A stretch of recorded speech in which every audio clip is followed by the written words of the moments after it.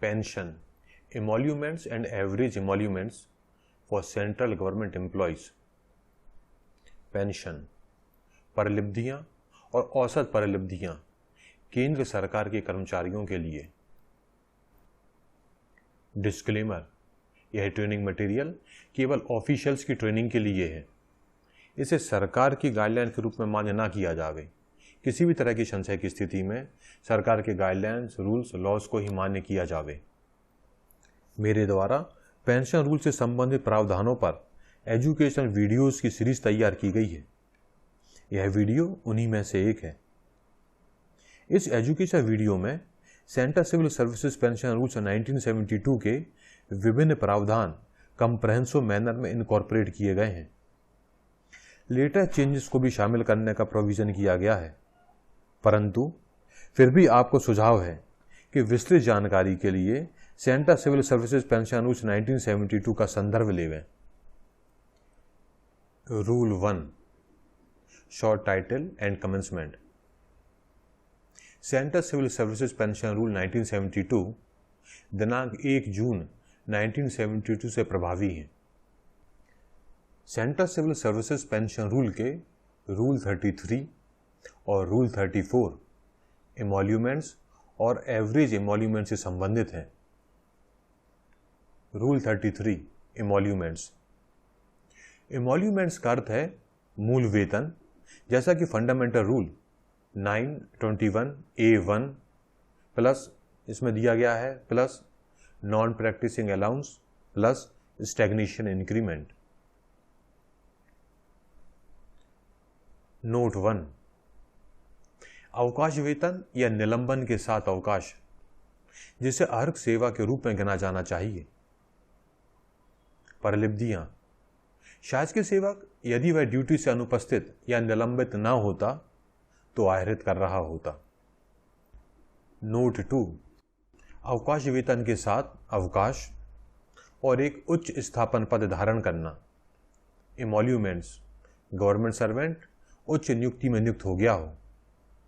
इसकी कंडीशन है, इसके लिए उचित सर्टिफिकेशन आवश्यक है। नोट 3, एक्स्ट्राऑर्डिनरी लीव, असाधारण अवकाश। इसमें परिलब्धियां रहेंगी। शासकीय सेवक द्वारा अवकाश पर प्रगमन से ठीक पूर्व जो वेतन आहरित कर रहा था वही उसके एमोल्यूमेंट्स माने जाएंगे। नोट 4, अर्न्ड लीव में वेतन वृद्धि अर्जित की हो जो ऐसे अवकाश के दौरान रोकी नहीं गई हो।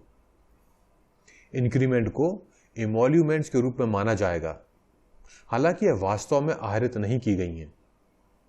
वेतन वृद्धि 120 दिनों से अधिक की अर्न लीव के दौरान या इसके पहले 120 दिनों के दौरान अर्जित की जाना चाहिए, जहां अवकाश 120 दिनों से अधिक है।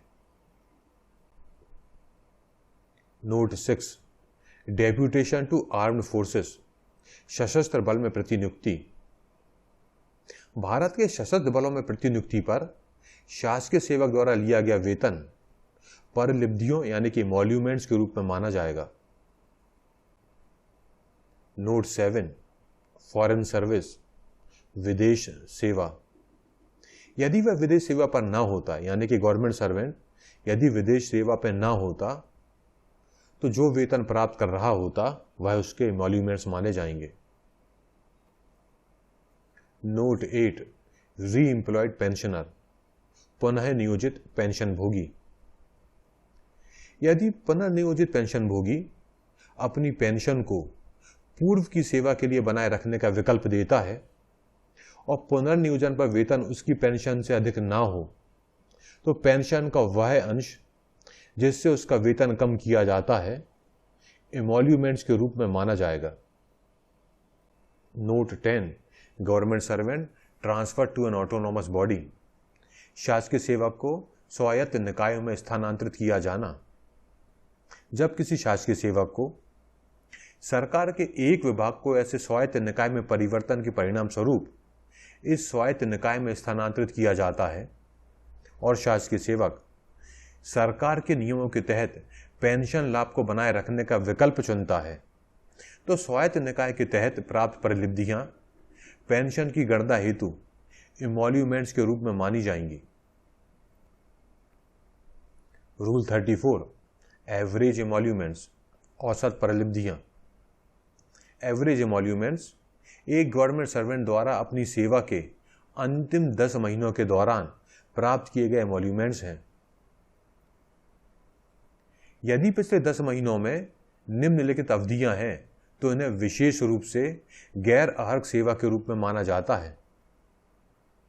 अवैतनिक अवकाश, निलंबन। वेतन वृद्धि के अलावा भले ही वेतन में कोई वृद्धि हुई हो और वास्तव में आहरित नहीं की गई हो, उन्हें इमोल्यूमेंट्स का हिस्सा नहीं माना जाएगा। इसके अलावा स्वीकृत अवकाश से अधिक रुकना। उपरोक्त अवकाश या निलंबन की अवधि को नजरअंदाज कर दिया जाना चाहिए और इतनी ही अवधि आखिरी के 10 महीने से पहले जोड़ दी जाना चाहिए। यदि पिछले 10 महीनों में निम्नलिखित अवधियां हैं तो उन्हें विशेष रूप से अर्क सेवा के रूप में माना जाता है। अवकाश के दौरान ड्यूटी से अनुपस्थिति जिसके लिए अवकाश वेतन का भुगतान किया गया हो, निलंबित या बहाल किया गया हो और इस अवधि को संपहरण न किया गया हो। यदि शासकीय सेवक ड्यूटी से अनुपस्थित या निलंबित न किया गया होता तो उसे औसत इमोल्यूमेंट्स के निर्धारण के लिए जो इमोल्यूमेंट्स प्राप्त होते उन्हें गणना में लिया जाएगा। अर्न लीव के दौरान इंक्रीमेंट का आहरण। एक गवर्नमेंट सर्वेंट जो पिछले 10 महीनों के दौरान अर्न लीव पर था, यदि वेतन वृद्धि पहले 120 दिनों के अंदर दी गई हो, भले ही वेतन वृद्धि वास्तव में प्राप्त ना हुई हो, तो भी इसे एवरेज इमोल्यूमेंट्स की गणना में लिया जाएगा।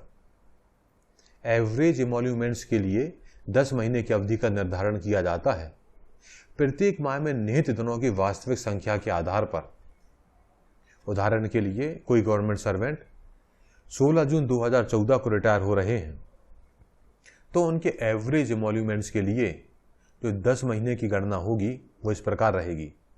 18/8/2013 से 31/8/2013 तक 14 दिन, 1/9/2013 से 31/5/2014 तक 9 महीने और 1/6/2014 से 16/6/2014 तक कुल 16 दिन। इस वीडियो में हमने इमोल्यूमेंट्स और एवरेज इमोल्यूमेंट्स को समझा। यदि आपके कोई डाउट है या क्लैरिफिकेशन है तो आप स्क्रीन पर दिख रहे मेल के थ्रू कांटेक्ट कर सकते हैं। रूल्स एंड रेगुलेशन के दूसरे वीडियो देखने के लिए स्क्रीन पर दिख रही वेबसाइट पर विजिट करें। थैंक यू, धन्यवाद।